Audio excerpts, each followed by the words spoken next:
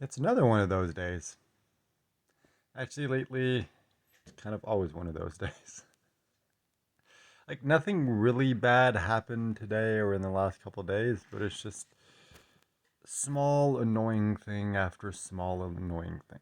So it's like, okay, work, whatever. Yesterday just made a bunch of calls, didn't really lead to anything. Same thing today, might lead to something in the future. You never really know. There's a dog panting in the background. Um, Regarding immigration, this weekend I did some research and I found a bunch of recruitment agencies that could theoretically help my girlfriend find a job because it's kind of one of those catch 22s. You need a work visa in most cases in order to get a job, but you need a job offer in order to get the work visa.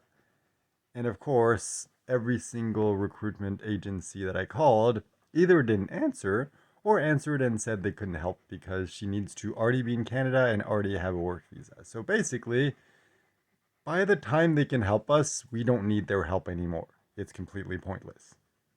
But that's kind of how immigration seems to work, apparently. So that was kind of a bust. The other thing that I had to look into was the parole option for the US, which is kind of the same principle of sponsorship in Canada. You sponsor, or in this case, you parole, um, someone from, in this case, Nicaragua. You need to be a US citizen, and then she can come to the US. And then the theory, the reason why we would want to do that is that you could then come to the Canadian border and request asylum and then be allowed to enter Canada until the wow, I'm losing my words. Today was a really long day. Until the process is complete and the evaluation, everything, and they give their verdict. And by then, it's like we can get married, we can begin a bunch of other stuff. So it's like the hard part is getting her into Canada. So found a couple U.S. lawyers that had a 1-800 number, so I can call them. Called one, and they're like, "Oh, sorry, we don't help with those kinds of cases." The other do help with those kinds of cases. The problem is she couldn't answer my questions. Well, sort of. I had three questions. So first one is, can my girlfriend come to Canada without causing any trouble for my friend? So let's say my friend who lives in the U.S. paroles her, she comes to Canada, and that allows her to then, uh, of course, where was I? Yeah. So anyway, basically we want to see like, can my friend help us without it causing any trouble for her? The only way to get an answer for that would be for me to pay for a consultation with a lawyer, which is 250 US dollars for 30 minutes. The answer we did get an answer to was how long before she can cross the border, which is 2 years. The parole period lasts 2 years, after which, she's just like I guess would be a permanent resident in that case. And then she can travel without issue. If she would want to travel before that, she would need um, to fill out a form so she can then come back to the US because the parole is a one time thing. In our case, it doesn't really matter because we just want her to be able to go to the border and request asylum, but we need to make sure that it wouldn't impact my friend. So wasn't able to get the answer to the question that it was actually important. And the final one was, is there a risk of her being deported if she goes to the Canadian border and tries to cross? And unfortunately, they couldn't answer that. I would need to speak to a Canadian lawyer for that because, yeah, that's how the law works apparently. And I'm pretty sure that if I called a Canadian lawyer, they'd be like, "Oh no, you need to call an American lawyer because she's crossing from the U.S." So I don't know. All I know is the whole process is complicated. It's probably not going to work, just like every single other thing we tried. And I'm trying not to be negative. It's just at this point, it's hard not to be. So anyway, I'm gonna keep trying. I'm gonna keep researching, calling, doing what I need to do. But it's just like every single time, it's like, yeah, it can never be easy. And in order to be able to make all those calls, um, I skipped lunch and I didn't take my breaks because we have 15-minute breaks in the morning and the afternoon, and then 30 minutes for lunch, so an hour in total. So I'm like, I'm not gonna take my breaks. I'm gonna skip lunch. That way, I have a full hour at the end of the day to make all these calls before 5 o'clock, before all the offices close.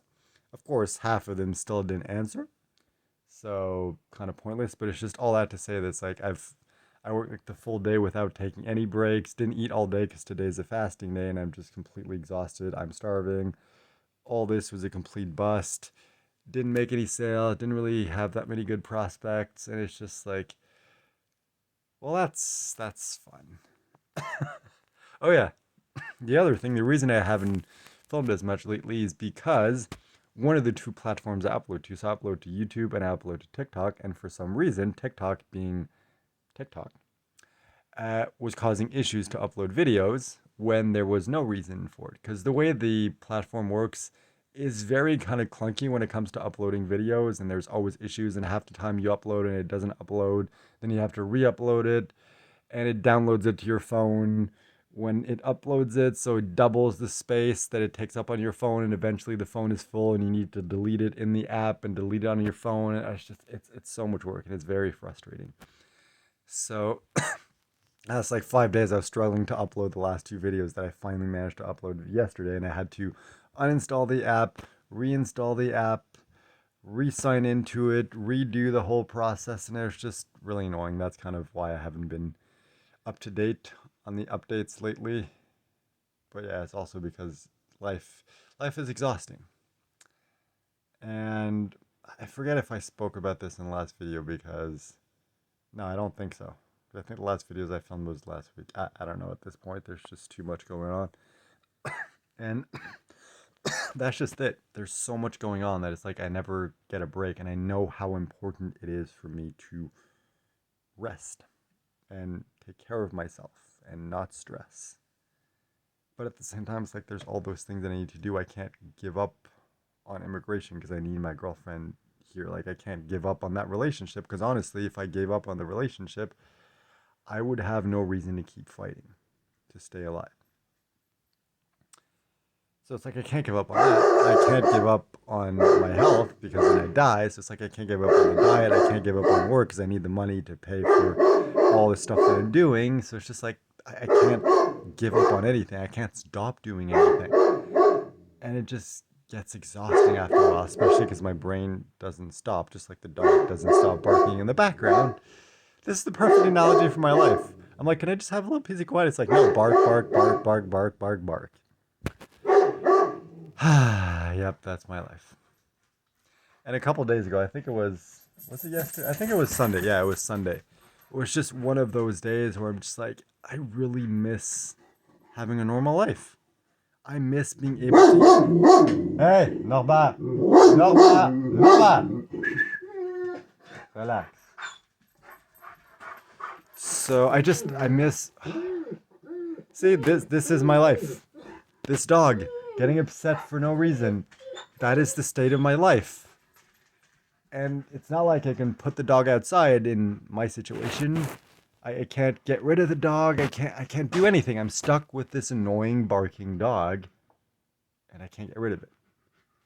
That's the perfect analogy for my life. So anyway, Sunday was just one of those days where it's like I just miss being normal. I miss not getting tired when I walk up a hill. I miss being able to eat what I want, including fruits. I miss, you know, not having to, not having my entire life revolved around me trying to stay alive, around trying to survive cancer. I just miss being normal. I miss being able to enjoy life. I miss not stressing. I miss waking up and not feeling like I'm already behind in all the things I have to do. I just miss being normal. And unfortunately, it's like, it's not something I can be like, fuck it, I'm done. I give up on cancer. It's like, I'm done with it. It's like, no, that's not how it works.